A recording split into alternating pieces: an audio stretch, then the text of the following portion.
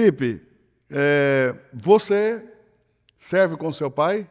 Você é pastor lá na Comunidade da Fé desde 2018, é isso? Isso, Mas você começou a servir bem antes de ser consagrado a pastor, né? exatamente.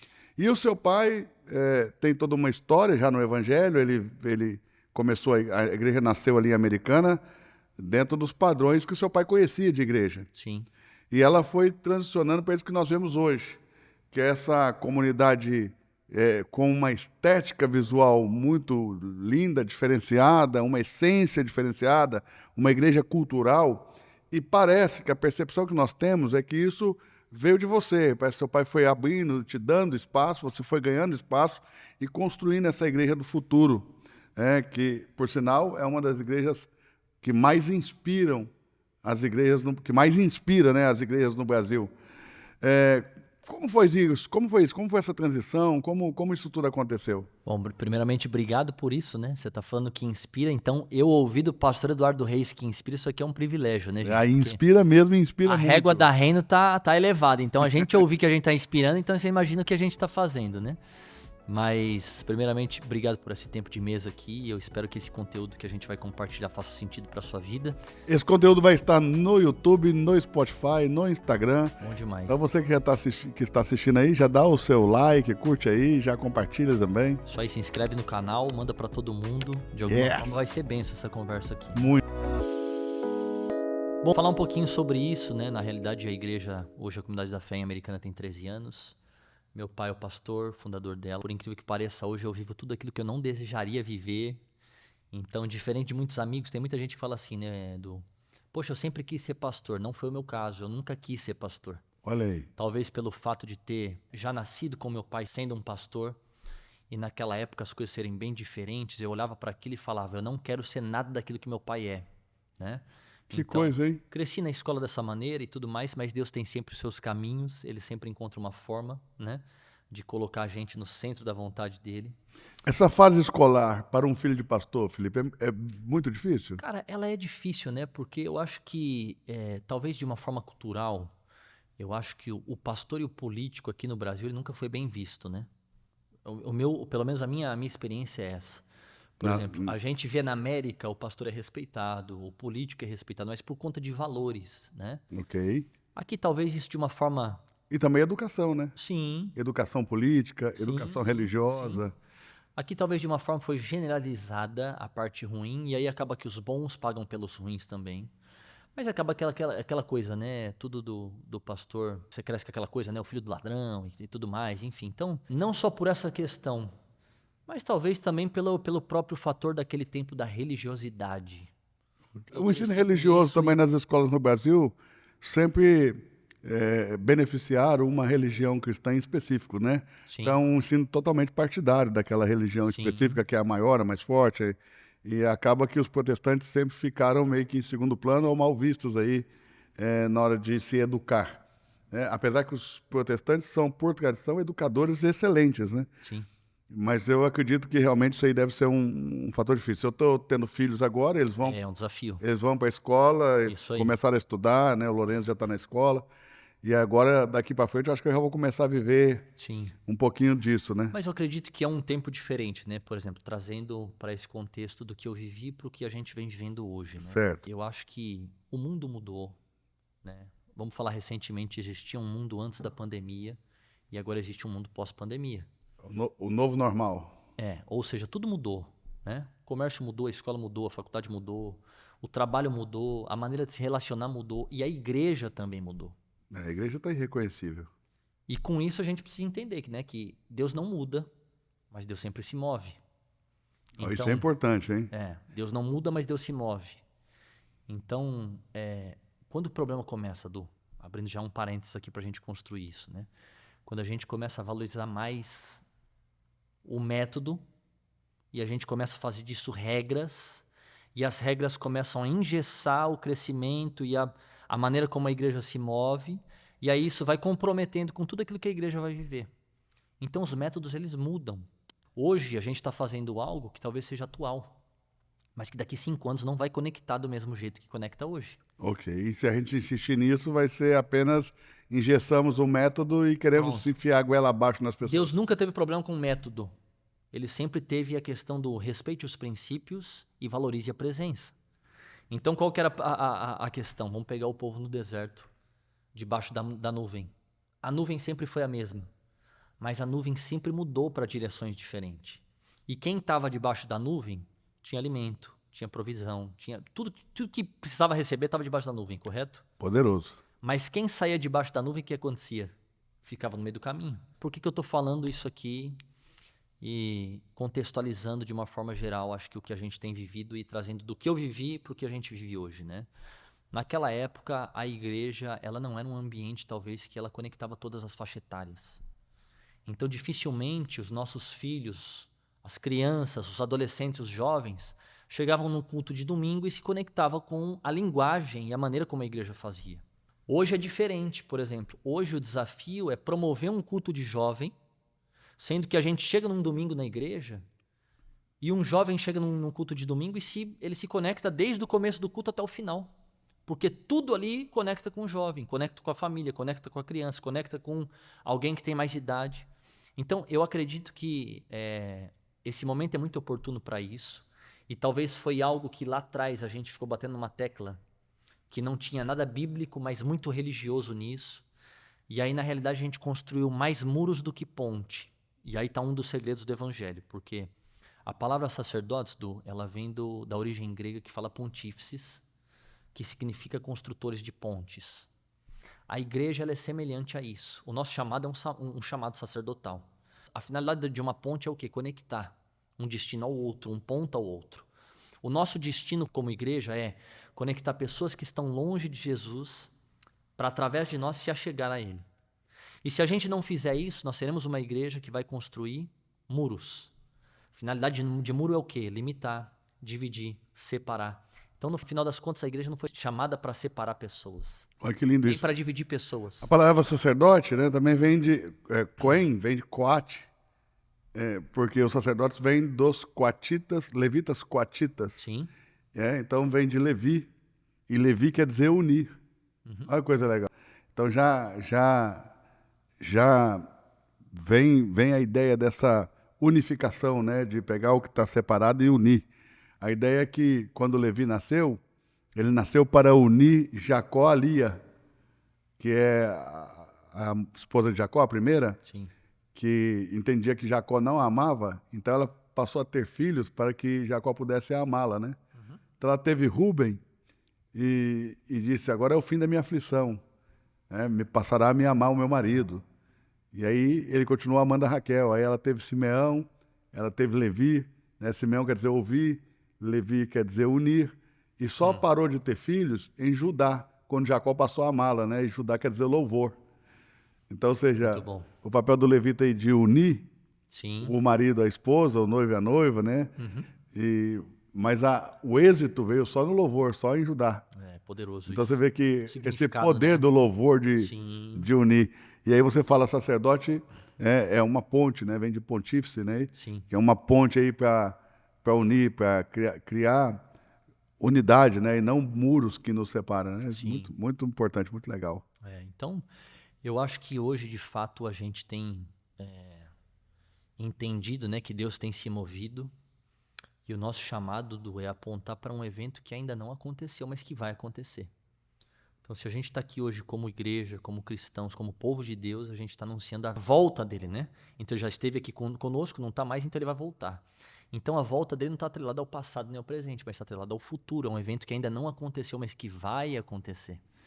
Então, se a gente não ficar ligado no tempo, a gente perde esse senso de direção e o chamado ao qual a gente recebeu, que é apontar para o futuro. Uau! Então, com isso, o que muda? O método. Mas a mensagem é a mesma. A mensagem não muda, o princípio não é quebrado, ele é inegociável. Mas o método que a gente vai usar é aquilo que Paulo falou, né? Me fiz de tudo com todos para alcançar alguns. Então, desde que não fira o princípio, eu acho que tudo é válido para a gente alcançar pessoas, reconciliar pessoas. Esse é o chamado da igreja, né? O que a Reino está vivendo aqui, Felipe, eu acredito que o que a comunidade da fé vive lá é muito particular, eu acho que dessa relação da igreja com o Senhor Jesus. Acho que como um indivíduo, cada igreja tem o seu chamado, tem a sua vocação. Essa é a minha percepção. Mas eu vejo também que As demais igrejas, os demais líderes, pastores, líderes religiosos em geral, têm uma tendência a olhar uns para os outros e ver o que está acontecendo, o que Deus está fazendo, como ele se move aqui, como ele se move ali. E eu vejo que muitos desses líderes e pastores desejam muito olhar para esse evento futuro da volta de Jesus e construir uma igreja que seja adequada a isso, né? Sim. Uma igreja que realmente esteja conduzindo e apontando as pessoas para isso. Como você disse, Deus não muda, Mas Deus se move. mas Deus se move. E as pessoas mudam. Sim, A linguagem muda, os costumes, as tradições, sim, tudo vai mudando. As pessoas estão muito diferentes. sim. E a mensagem é a mesma, mas ela precisa ser transmitida numa linguagem que seja compreensível e aceitável. Sim. Né? E essa mensagem vem sendo entregue de maneira distinta há muitos anos, né? Em cada país, em cada região, em cada ramificação do cristianismo, porque o cristianismo não se resume ao cristianismo que geralmente a gente conhece no Brasil, que é de católicos e evangélicos, né? Sim. O cristianismo é mais amplo no mundo do que isso. Então, Deus se move por meio de todo o corpo de Cristo espalhado pelo mundo, de muitas maneiras diferentes, e a igreja, em várias regiões e em vários momentos, né, da história, ela adota uma linguagem mais adequada. Então, isso pode parecer que a igreja está mudando, mas não, está mudando só a maneira de comunicar o conteúdo. O Sim. conteúdo é o mesmo. Isso aí. E eu vejo que muitos líderes têm muita dificuldade de olhar para o futuro, ou de enxergar essa igreja do futuro, ou medo, ou receio. Eu não sei nem te explicar direito o que é, mas eu sei que às vezes a gente nota uma certa dificuldade de muitos líderes de olharem para isso, de viver isso. Eu vejo até desejo, ok? Mas às vezes dificuldade. E às vezes alguns até arrediam a ideia de que a igreja se torne tão moderna, ou seja, tão atual, não vou nem dizer moderna, atual, porque moderno pode assustar bastante, mas atual, né? Eu penso que algumas igrejas, os líderes têm uma visão futurista, e isso é bom, eu gosto disso. Sim. Eu acho que isso conecta com a geração atual, uma geração de nativos na internet, imagina. Então, quando eu nasci não tinha internet, né? Os meus filhos já não vão conhecer o mundo sem internet. Eu conheci um mundo que eles não vão conhecer. Você acredita que essa dificuldade, nossa, eu me incluo entre esses líderes que têm dificuldade, porque apesar de eu estar, sabe, liderando uma igreja que tem uma visão de futuro muito clara e que é uma igreja futurista, que olha para o futuro, que deseja o futuro, que busca o futuro, eu tenho muita dificuldade com muitas coisas, né? A turma que anda comigo, né? Nossos liderados ali, os voluntários, os líderes que estão conosco, os pastores, essas pessoas vão me ajudando a superar e a avançar aí. Mas você acha que essa nossa dificuldade, eu sou mais velho que você, eu acho que quase o dobro da idade, né? Nem tanto, né? Mas Não, você tá novinho, vai. Agora você deu uma exagerada aí, você tá bem cuidado, vai, pá. E aí, me diz aí, o que você acha que é essa? Por que essa dificuldade nossa? Eu acho que assim, tem uma frase que fala, cara, que eu uma vez ouvi ela e ela me marcou porque parece que o tempo que a gente está vivendo atual, ele é mais fácil para quem é mais novo. Mas o novo, quando é novo para todo mundo. Agora, qual que é o segredo disso, né? É muito mais fácil você aprender algo que você ainda não aprendeu do que você ter que desconstruir algo que você já sabia para precisar aprender de uma forma inovadora, né? Tanto que inovação é isso, né? Fazer as mesmas coisas de uma forma diferente. Então eu sempre falo isso, né, com o meu time. Mudem a linguagem, mas não comprometam a mensagem. O segredo é a gente entender que hoje o que nos aproxima como igreja é linguagem.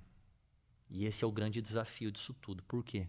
Porque talvez a gente tenha que desconstruir muitas das coisas que a gente veio carregando, que serviram para um tempo, mas que não servem mais para agora. Deu certo para um tempo, mas que não dá certo para agora. Por exemplo, vamos pegar aqui, quando Paulo cita as características da igreja gloriosa. Você lembra desse versículo? Sim. Que ele fala assim, né?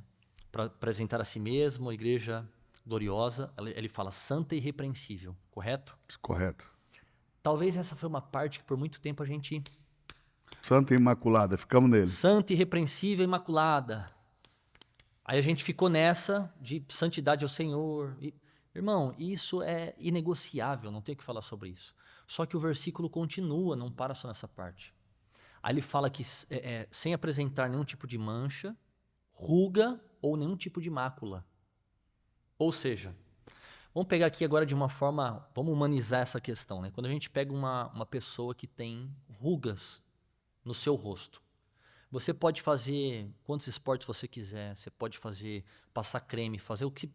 Qual que é o sinal de rugas? Rugas é um sinal que o tempo chegou para você, ou seja, você está envelhecendo. Envelheceu. É.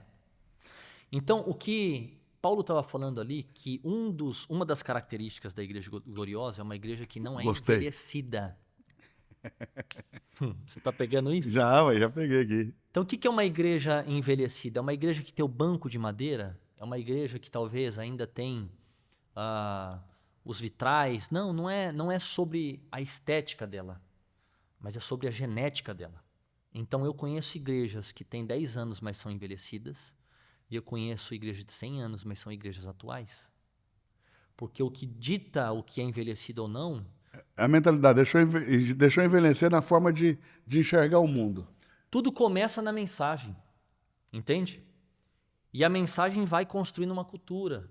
E a cultura vai definindo os métodos. E os métodos vão gerando os relacionamentos e assim por diante. Então, qual que é a questão? Olha só.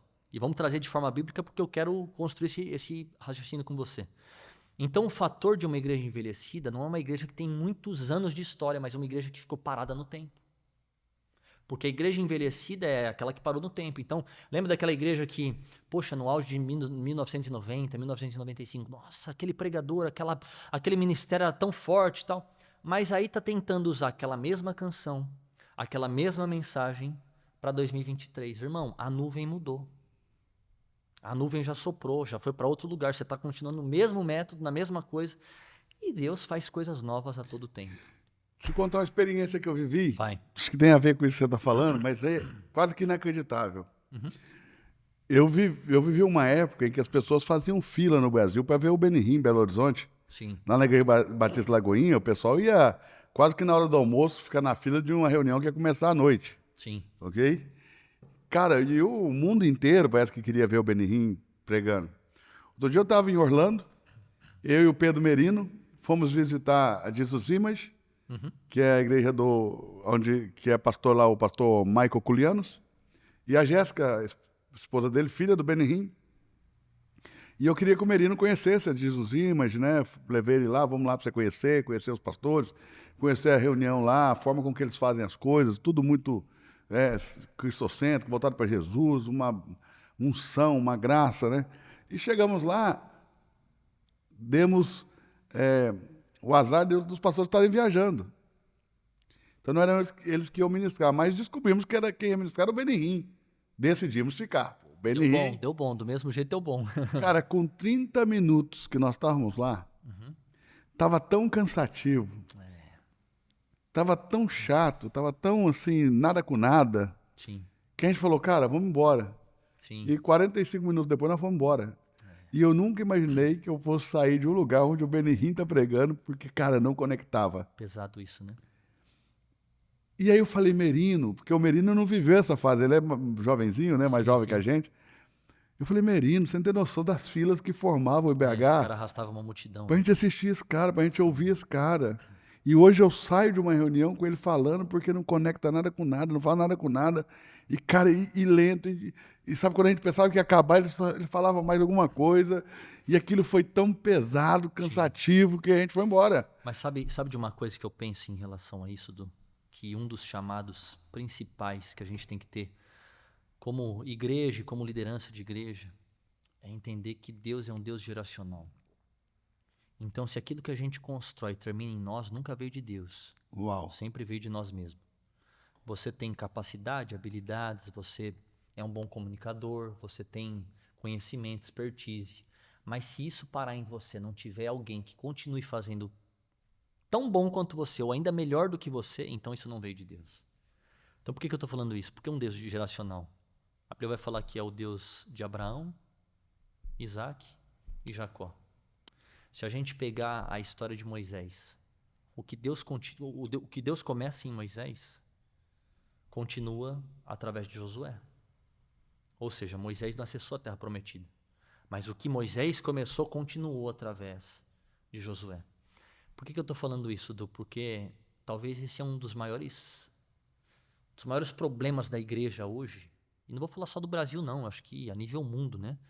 Que é uma questão de transição e da gente construir uma geração que vai continuar correndo com o bastão na mão a mesma corrida que a gente estava correndo. Então, por exemplo, assim, né? O Benihim. Cara, assim como, vamos levantar aqui, né? João Batista foi um cara que era muito relevante. Quando a onda estava alta para ele soube surfar a onda dele. Mas quando Jesus chegou, o que aconteceu com a onda de João Batista? Acabou, irmão. Por quê? Até ali era ele, dali para frente era Jesus. E eu acho que todos nós vamos surfar uma onda a qual, poxa, seu ministério foi relevante, foi um tempo ao qual Deus te levantou para isso. Ok, mas o segredo da relevância para mim está na continuidade de que, não, cara, o fulano foi discípulo formado pelo ministério do pastor Eduardo. Não, ele foi formado ali na Reino Church, a Reino fez o envio disso, essa igreja nasceu através da Reino. Então a continuidade é o que garante o sucesso de uma igreja. Tem uma frase que fala isso, né? Sucesso é sucessão e sucessão é sucesso. Então se terminar em nós, cara, nunca veio de Deus. Mas se continuar através de nós, isso mostra os frutos. Agora só voltando naquela parte, porque eu quero trazer um conceito até para quem está ouvindo esse podcast agora, que vai fazer sentido, que eu vejo muitos líderes e pastores de igrejas presos na transição. Quero viver o novo, mas não sei como. Quero me despir da roupagem velha, vestir uma roupagem nova, mas ao mesmo tempo não quero ferir, não quero perder, não quero... A primeira coisa que eu já falo é isso, né? Até o próprio Deus teve que perder para ganhar, quem somos nós para não perder? Deus teve que abrir mão do seu único filho.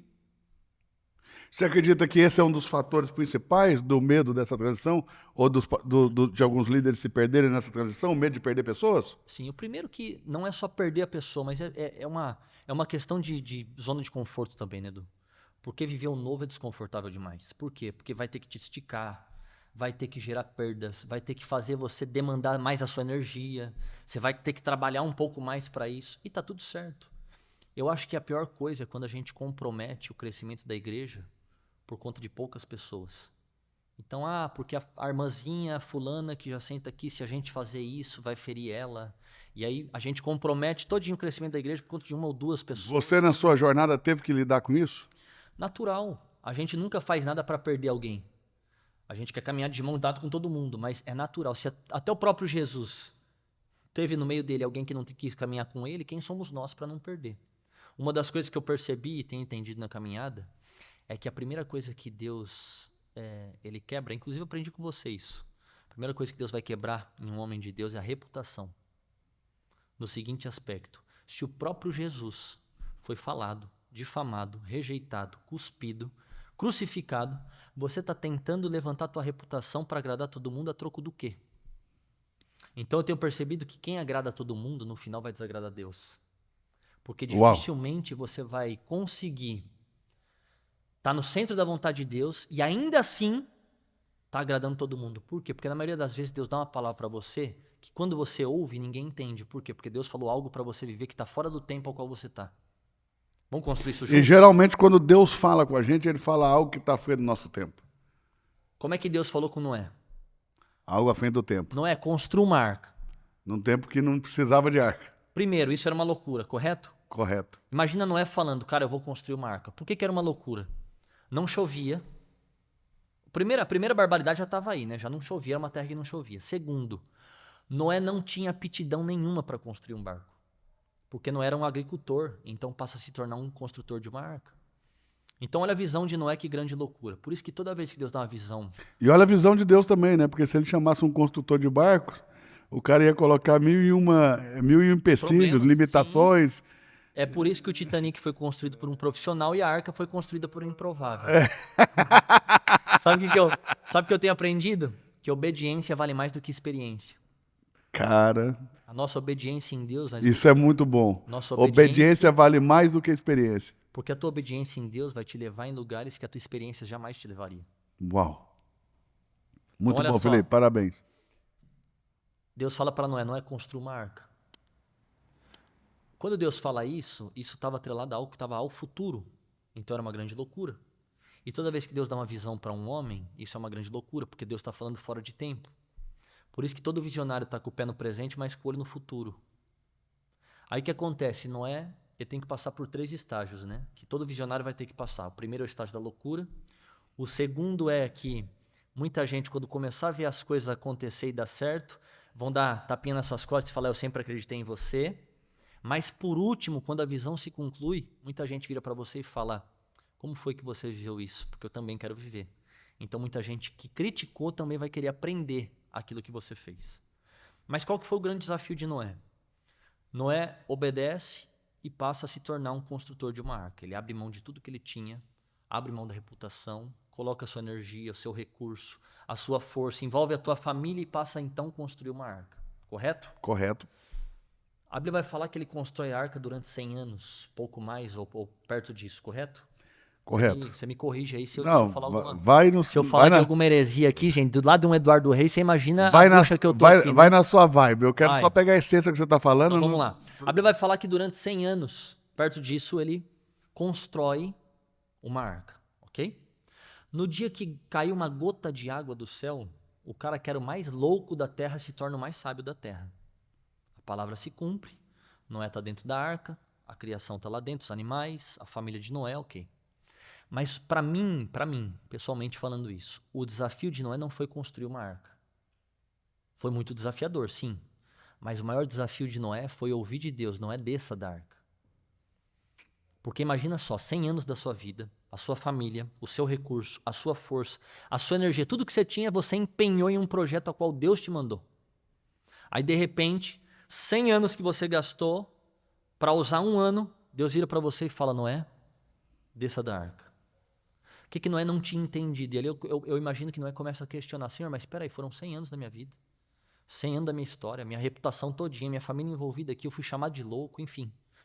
O que Noé não entendia é que Noé pensou que estava construindo uma arca, mas através de Noé, Deus estava reconstruindo o futuro. Uau. Olha que poderoso isso para o chamado da igreja. Para um mundo que estava pecaminoso, caído, perdido, corrompendo os princípios, Deus falou o quê? Vou reconstruir o futuro, Noé, através de você. Quando Deus manda Noé descer da arca... Na cabeça de Noé, ele está construindo uma arca para salvar a família dele. Isso aí. E Deus, a mente de Deus, o pensamento de Deus muito mais elevado. Estou construindo um novo mundo a partir de você. Isso aí. A partir de um homem capaz de obedecer. Uau, poderoso isso, né? É muito poderoso, né? Quando encontraram a América, né? Aqui a América do Sul, chamaram a América do Sul de Novo Mundo. Sim. Né? A América Central, chamaram de Novo Mundo.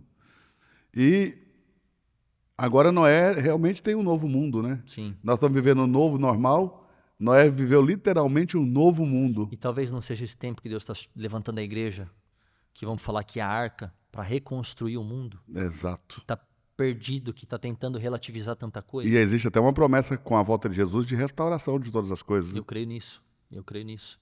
Então, olha só. Quando Deus manda Noé descer da arca, ele pensa que ele tinha construído uma arca, Deus estava reconstruindo o futuro através dele. Toda vez que Deus vai dar uma visão para nós, eu imagino que seja dessa maneira, né?